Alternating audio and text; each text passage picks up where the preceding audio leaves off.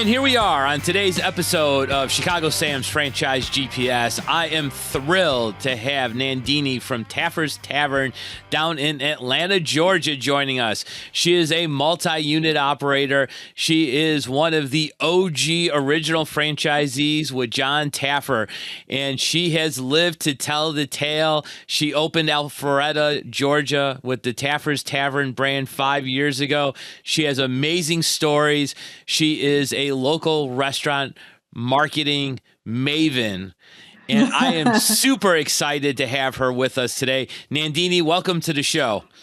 Thanks, Sam. What an intro, man. Can I take you on the road with me? I will be your hype person any day with the results that you deliver in the store and the way that you motivate the crew to go out there and hustle and grind it out. So you are an inspiration to me, and I hope the listening audience is going to get some nuggets out of it. So we're going to dive right into it. Nandini, you weren't an operator when you started this journey.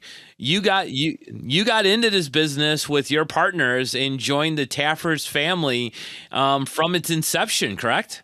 Yeah, that's correct. That's correct. My daughter had just gone off to college, and she was like, what are you going to do? You're not going to drive me to my games, and you don't have anything else to fill your time. And this opportunity sort of landed in my lap, and I loved the concept. When I came in, had a look at it, I felt like it was me on papers. I could see myself there. I could see girls' night out happening. I could see corporate happy hours. I could see couples coming in. I could see families coming in. It just really spoke to me. And I'm a foodie at heart anyway. So at home, I'm always making the 3-course meals, doing wine pairing and wine tasting and crafting cocktails, late night and in the morning when the kids get up, I'm the barista as well. So it really kind of fits who I am from a personality standpoint. And you can see it and feel it when you're in your restaurants, and you have 2 traditional restaurants and a non-traditional because you're in the Dome. So you really get a variety of experiences. So let's start with, you're going to launch your first franchise restaurant. So we're going to just talk about this in generalities. And since you've had 3 experiences now, we're talking to first-time or maybe second-time franchisees, and they're going to launch their restaurant with a grand opening. What are some tips and ideas when they're going to go to their market and do a grand opening? What are ideas and suggestions that really paid off for you to get that buzz in the market? What are things that you do that you would replicate? Because you guys are going to go look for number 3 right now. Sure. Absolutely. Yeah. Absolutely. So I would say that it's really important to keep in mind that you don't open restaurants. We're in the business of launching community hubs with intentional local engagement, right? So when we're talking to the staff and we're training them and we're developing them, we want to inspire them to recognize that, we want to be the neighborhood Cheers, right? We want to be the place where guests feel welcomed, invited, and wanting to come back. And so that's what you should be building your whole grand opening concept around. It's your grand opening is one event, but it's an opportunity for you to get those first-time guests in. Execution brings them back, right? So when we talk about grand opening, we talk about being part of the community. So as you're starting construction and you start getting closer to that date, say 30 to 60 days out, you want to start identifying who are your local partners, who's in the neighborhood. For example, here we have multiple apartment complexes, about 900 to 1,200 units right around us. We have multiple hotels that surround us as well. And we have a lot of corporate businesses here in Midtown. So we literally beat the path, for the first 60 days, made a list of those people that we want to partner with, did a little research on them, figured out who the right contacts were, things like that. Would go in often, drop our business cards out and create a little hype. Hey, we're coming. This is kind of what we have. This is what we have to offer. This is how we think that we can partner with you. This is how we see we align, right? And start making those lists and figuring out how do you want to meet those people where they are and how does it benefit them and how does it benefit you? So once you start doing that and start building those relationships, that's where the grand opening event starts, right? So that's kind of what we did. And I love the fact that you're talking about making those lists, especially before you get open? Because as you know, once you get open, you lose that time element, right? Absolutely. Absolutely. Grand opening is the hype event. That's, the one time opportunity that you get to hype your business up, but that's just the first event. You've got to make it, a consistent opportunity to get those guests back, right? So that's the thing I would say. When you think about grand opening, it is definitely a hype event, but don't leave it just there. So how do you move it from that hype event to the next level? So we've done the hype event, and I love what you said. You hit it on the head, and I'm going to steal this. It's you're not launching, you're not doing a restaurant grand opening. You're launching a community hub. That is the quote of the day right there. Every operator needs to write that down. You are not opening a restaurant. You are launching a community hub. 100%, because you want to get them to come back, and they need to choose you over whatever else is going on. So how do you do that? You build community events, right? Community events, you've got built-in audiences, which creates emotional connections, right? Why are they important? They create those first visit triggers that build repeatable occasions and generate organic social media. So important today, right? We're just all on Instagram, we're all on Facebook, we're all on TikTok, doing all the things, right? So you want to create moments which your guests will be engaged in. They'll want to, participate, post, talk about, right? So some of the things that we do here, for example, is we do resident mixers, because we have lots of luxury apartments around us. And whilst we were in those 60 days out, built those relationships, got to know everybody in the neighborhood very, very well. And that's one of the things that we said, hey, this is what we think that we can bring to the table. When you guys have resident mixers, we want to be able to host those for you. That means coming up to you, bringing you some food, some drinks, giving you an experience there. Or maybe you come into the restaurant and have a space where you can come in and enjoy yourselves and whatnot, right? So that's one area where we are getting some of that frequent FaceTime with the people that are in the neighborhood, right? Resident mixers is one.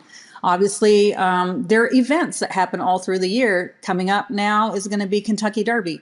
It's a huge event here in the South, and we put on a great, great event, watch style party, where we have backdrops that they're very photographic. We have the signature craft cocktails of the Derby, the mint juleps, of course, the whole trifecta of cocktails that they have there.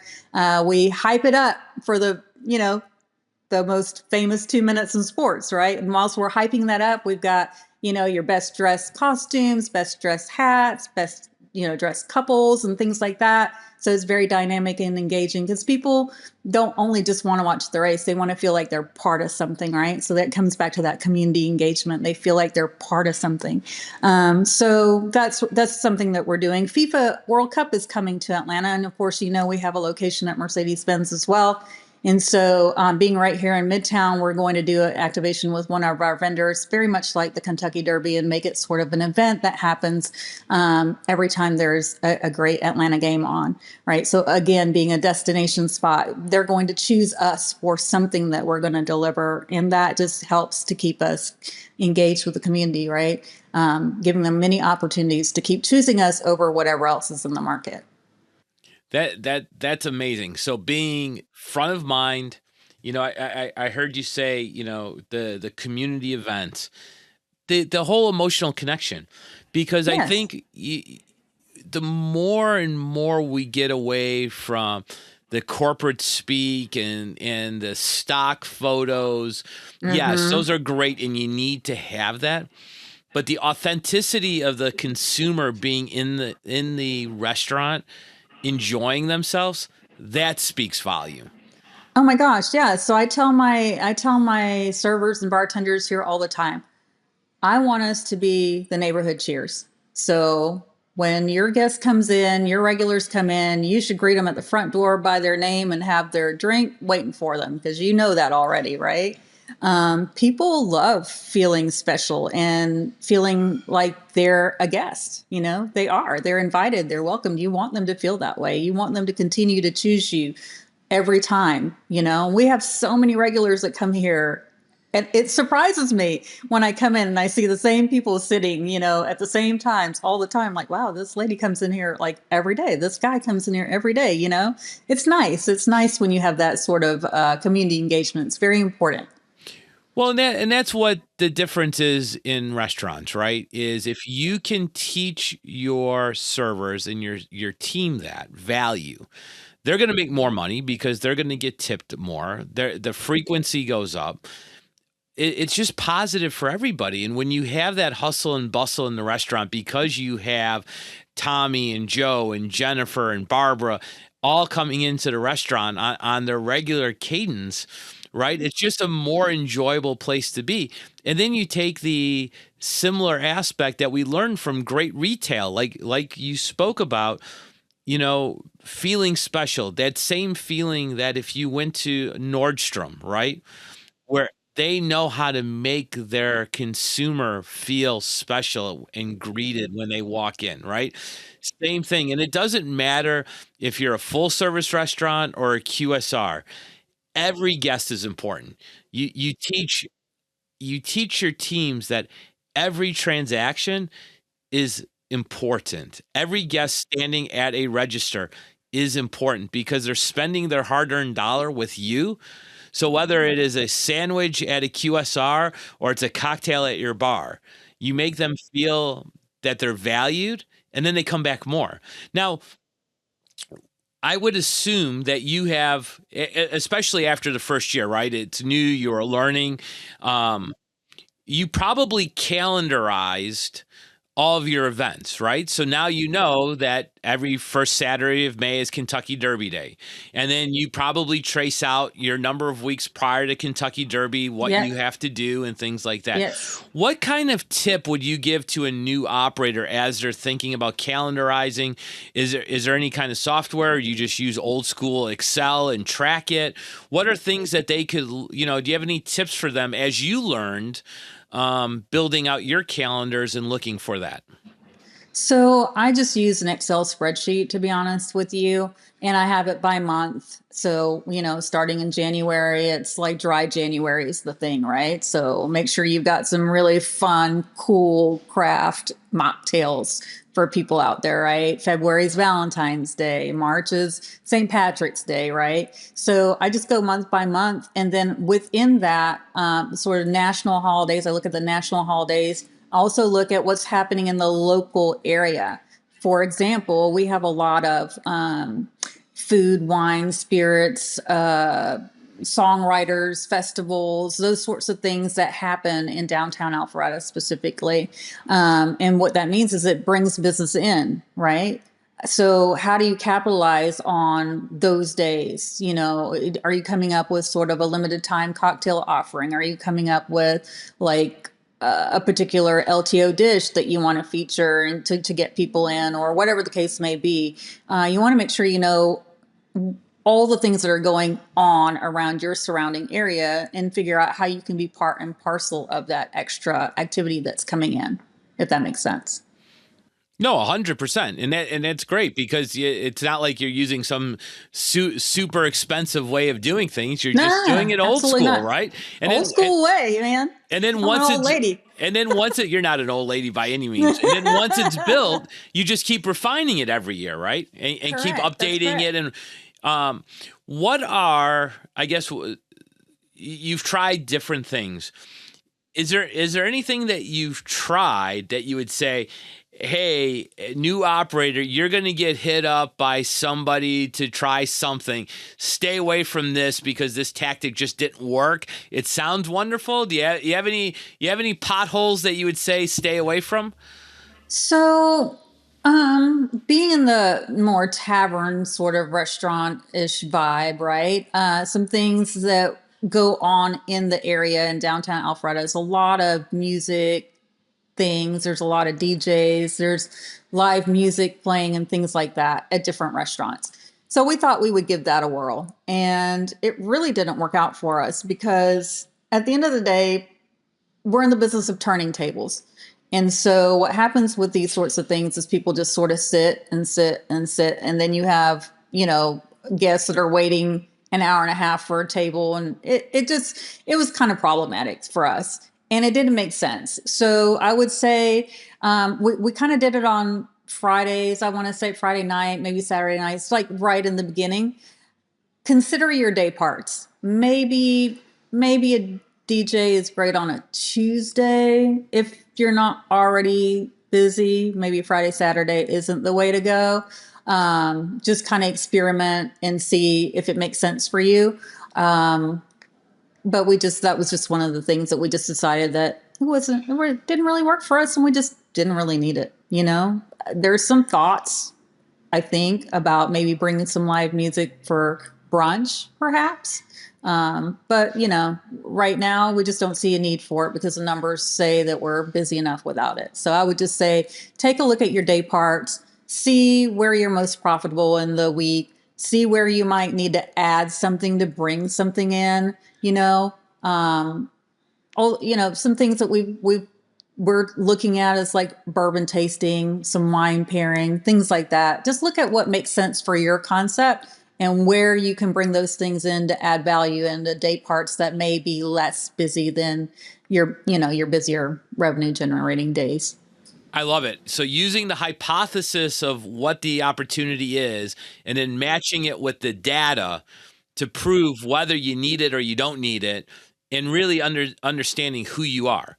So you're a tavern, your goal is to turn tables.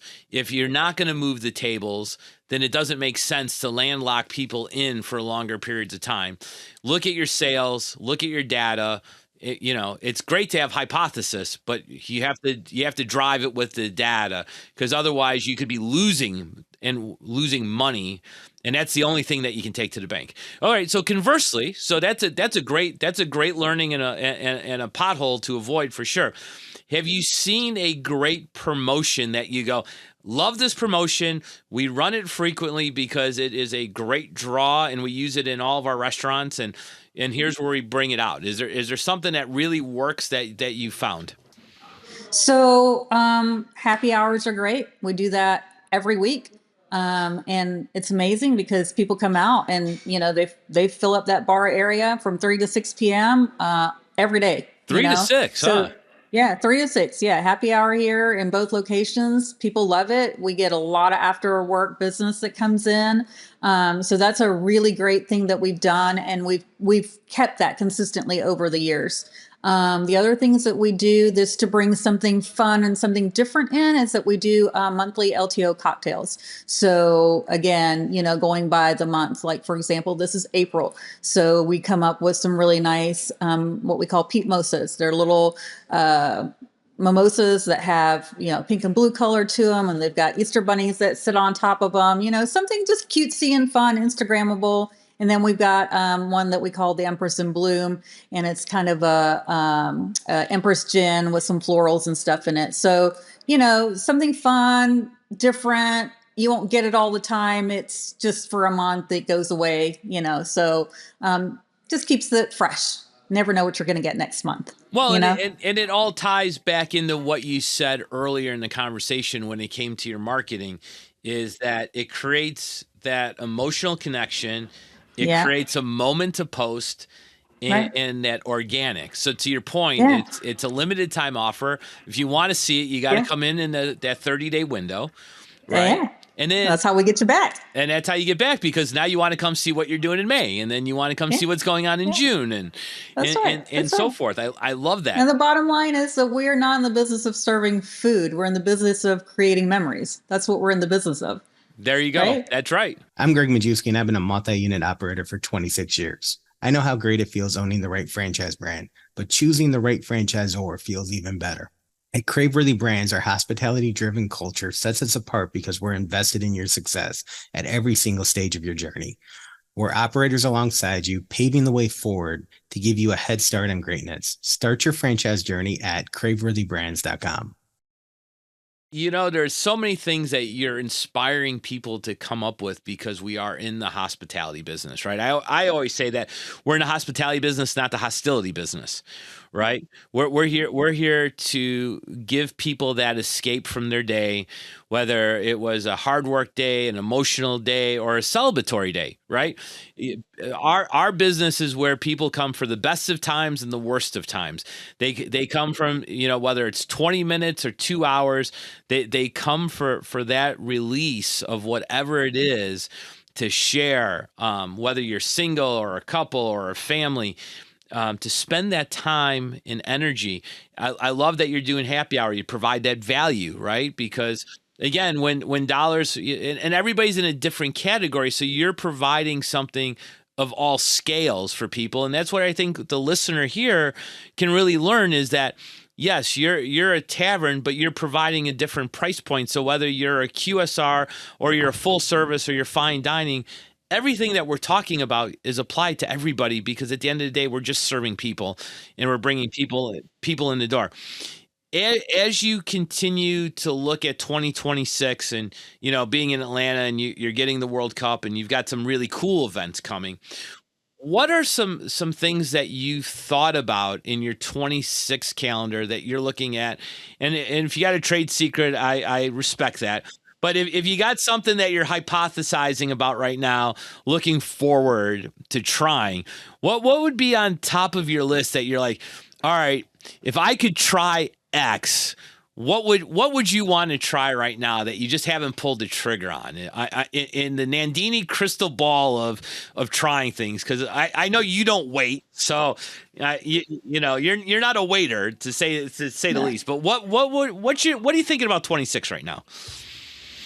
Gosh, what a question. 2026. There's so many things. The possibilities are just endless. So I went to this wine event the other day, and I came across this very cool concept, right?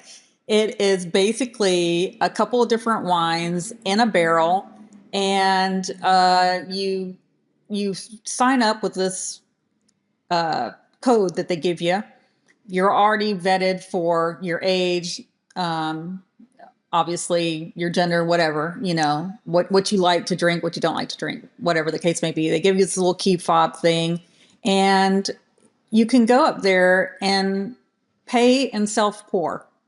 Now, I thought that was just the coolest things, because sometimes we have a line, waiting for the bar. We've got a line waiting for the patio. We've got a line waiting for dining and whatnot. Sometimes we're so busy we can't necessarily get to everybody and say, hey, can we bring you a cocktail? Can we bring you a glass of wine while you wait, or whatever?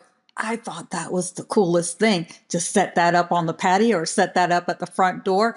I mean, you don't need anybody and you're making a buck. I thought it was the coolest thing, There you go. I mean, I'd like to also put some screens out on the patio for the games and things like that. So, that's definitely something that's coming soon. Yeah.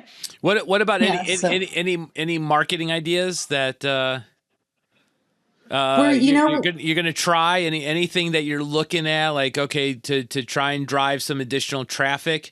Anything you're seeing that's like new and exciting on that edge? Not really. I guess we've been doing it so long that we feel really pretty comfortable in the things that we're doing and the events that we've done in the past, and sort of the turnout that we've gotten as a result of those things. So we just try to keep abreast of what's going on in our area. If there's anything new and upcoming that we need to, align ourselves with or whatnot, we partner with Midtown Alliance, which is a group here that is always on the edge of what's going on here in the area. Since we are kind of new to Midtown, we're very well versed in Alpharetta. So I think for us, Derby is going to be a new thing here in Midtown. It'll be interesting to see how well received that is here, versus Alpharetta. It's a huge thing. But we've done a little research here in the market, and we see that there's not really many people in this area that are doing a Derby event. And we have that huge neighborhood here, Ansley Park, that they just love us being here because they've got to go too far down the road to get to Colony Square, which I do believe they've got a Derby event, but that's a ways down the road. Four Seasons does as well. So it'll be interesting to see how it does here in the community. But as far as anything new, we just kind of keep our eyes open and see what's going on in the neighborhood, in the surrounding areas. For example, FIFA World Cup coming, right? We want to know what's going on with that. How many people are going to be in town? How many people are staying in the hotels around? And so going back to the partnerships we talked about in the very beginning, we have a great partnership with Hilton and with Marriott here.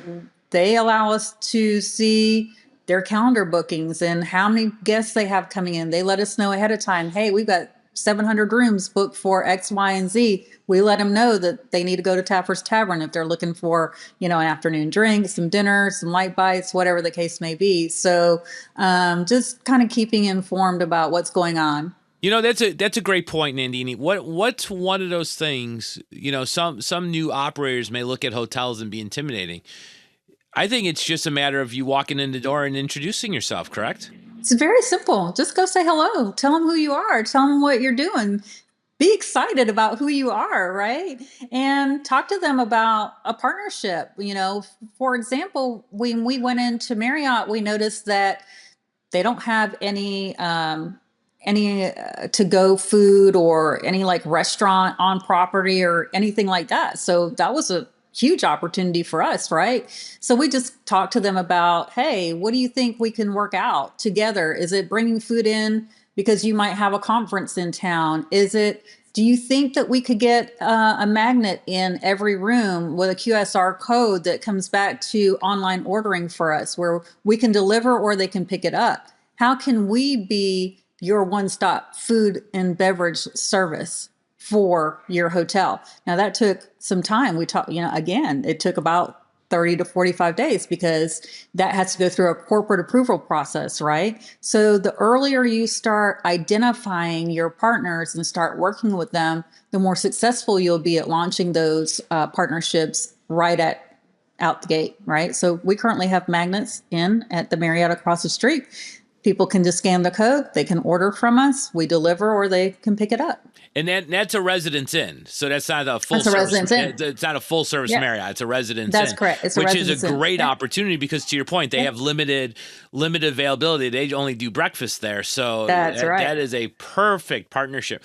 I want to comment for the listeners, if they look up Taffer's Tavern, Alpharetta, or Midtown, you do a tremendous job, between corporate and local franchisee of being very, very consistent on social media. Mm-hmm. And that's a job, right? It is a job. It's not a set and repeat, right? It is something that you have delegated and take pride in, right? Because it's part of your strategy. Can you talk a little bit about that? Because I think a lot of times, we talk to franchisees and they're like, oh yeah, we're going to do social media, and they start and they do it for like a week and then they fall off because they forget about it. But for you, it's part of your business strategy.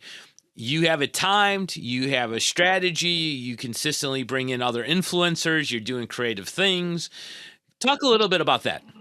So, as you know, most people get their news, they get their eating out tips, their best drinks, whatever.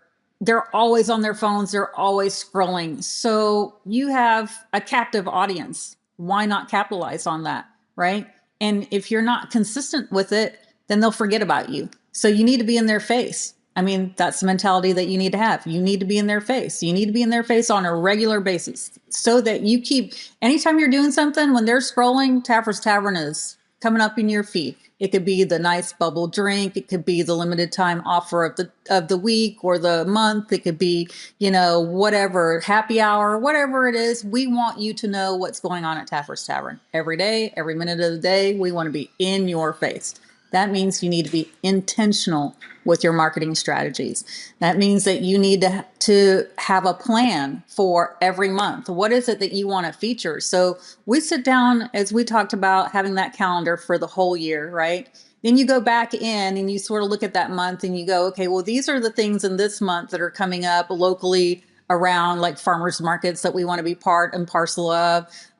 It's March Madness. We want to be part and parcel of that. How can we do that? It's St. Patrick's Day. Great. Those are your core things, right? But then what do you want to do outside of that?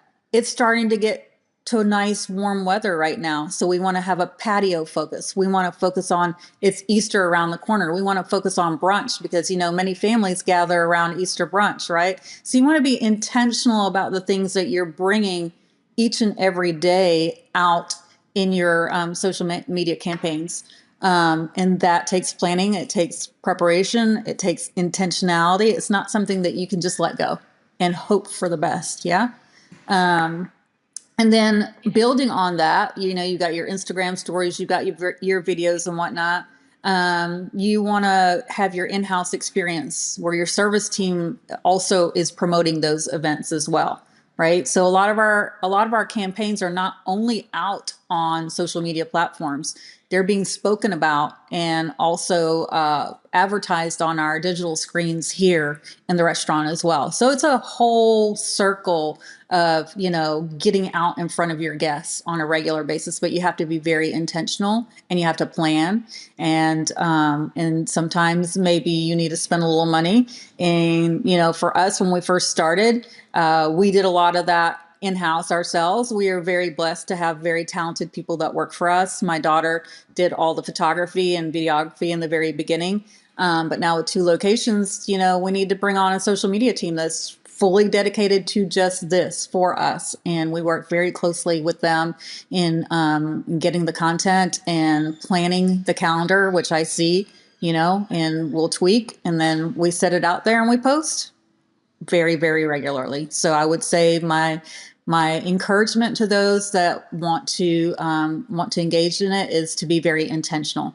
All right. So Nandini, as we continue to talk about social media, and you're fortunate because you have built the strategy and you had some internal resources with your amazing daughter who is very, very talented. What would be your suggestion if you didn't have that and you're kind of new to it, right? And you didn't have that resource, but you know the value, right? So you're opening a restaurant, you know the value, you're hearing the ROI, but I'm kind of nervous. What encouragement would you give to a new operator who doesn't have all these things, may not have the financial wherewithal with it all? Where would you encourage them to start? You're counseling Sam. I'm a new operator. I need to get into the social, and all I have is my iPhone. What would you encourage me to go do? So I would say, Sam, I would start with going and taking some pictures of some fun things. Like if you're eating dinner or you're taking your friends or whatever the case may be, take some pictures right there whilst you're eating and go ahead and, post up on your story. Have people tag you, have people follow you, encourage your staff also to do the same, right?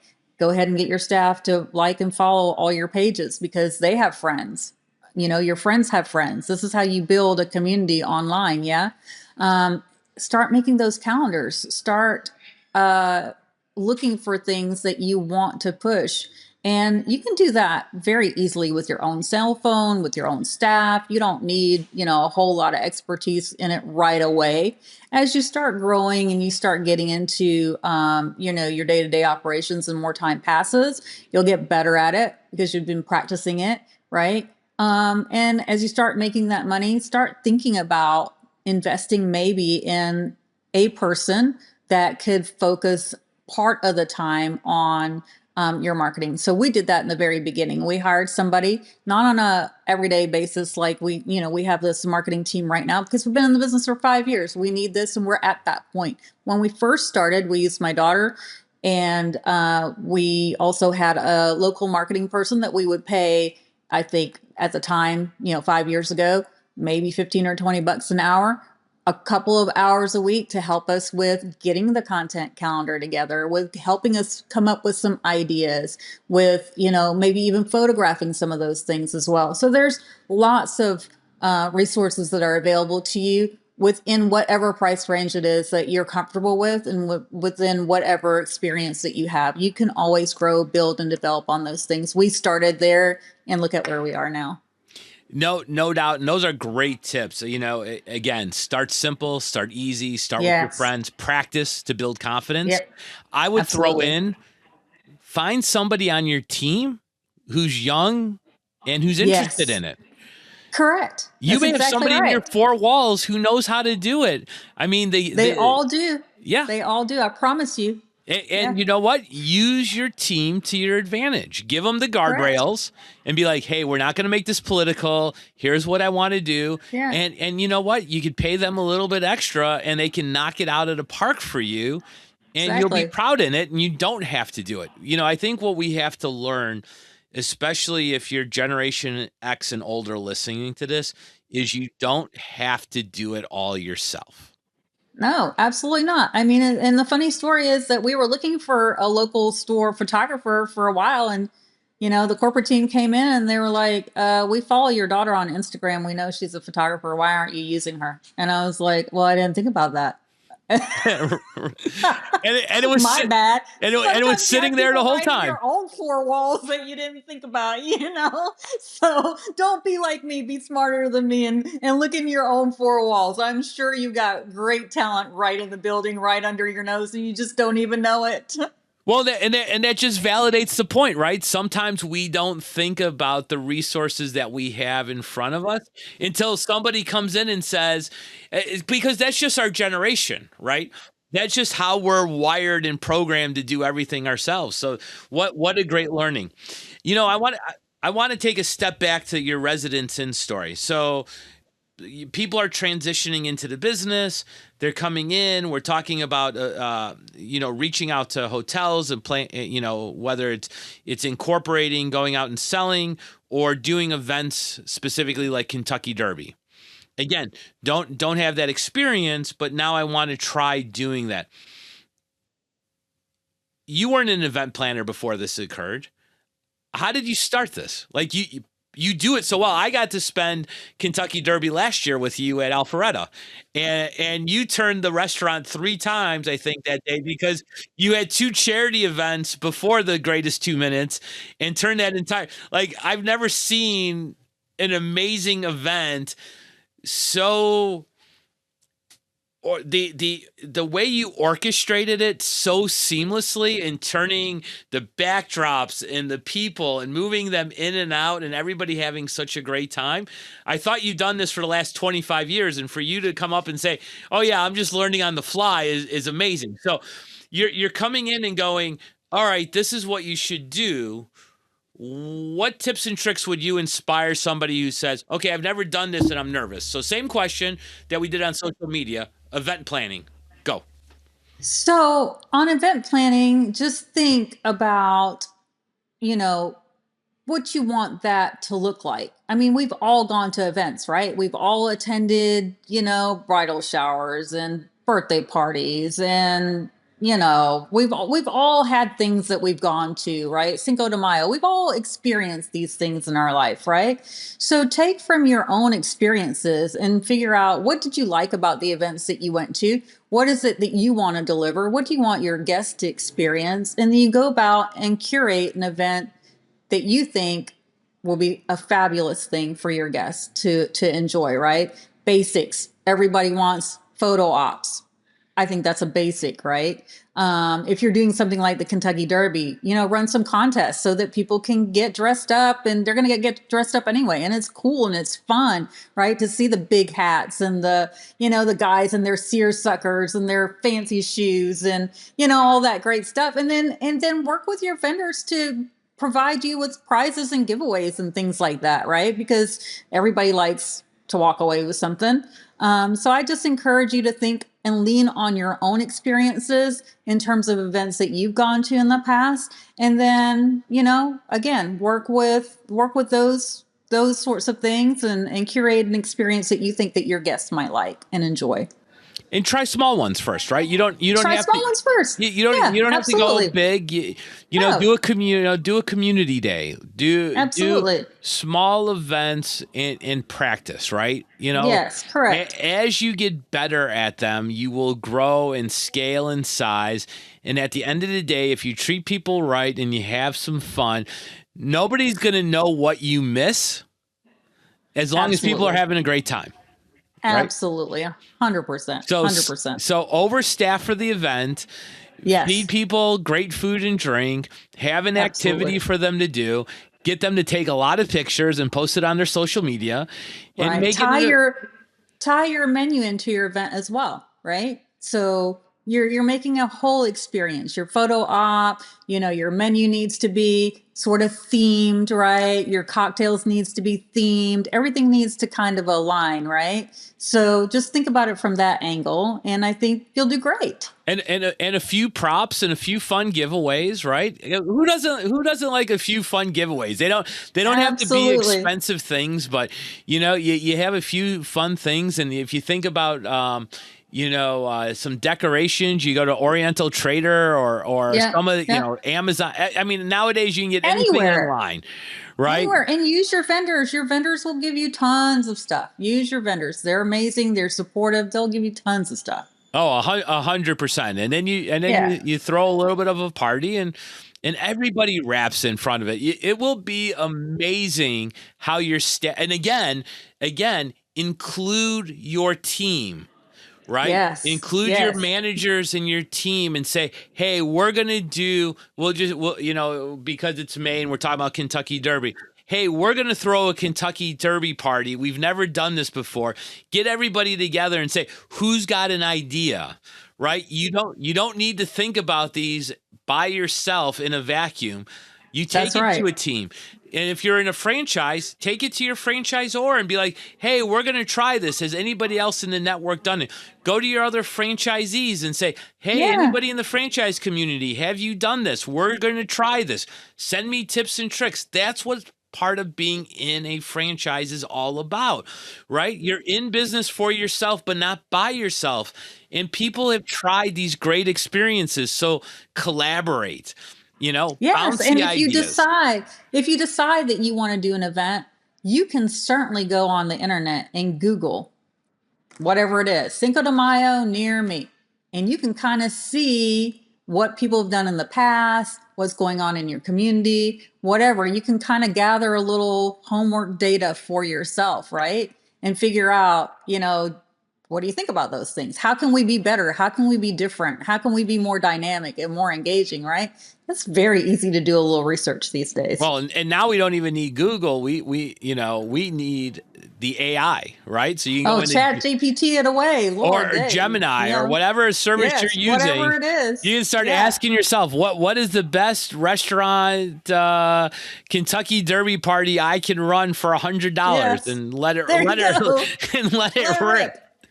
There you go. But I think at the end of the day, as much as AI can give you that initial thought, the beauty of what we do is hospitality is never going to get replaced by a robot.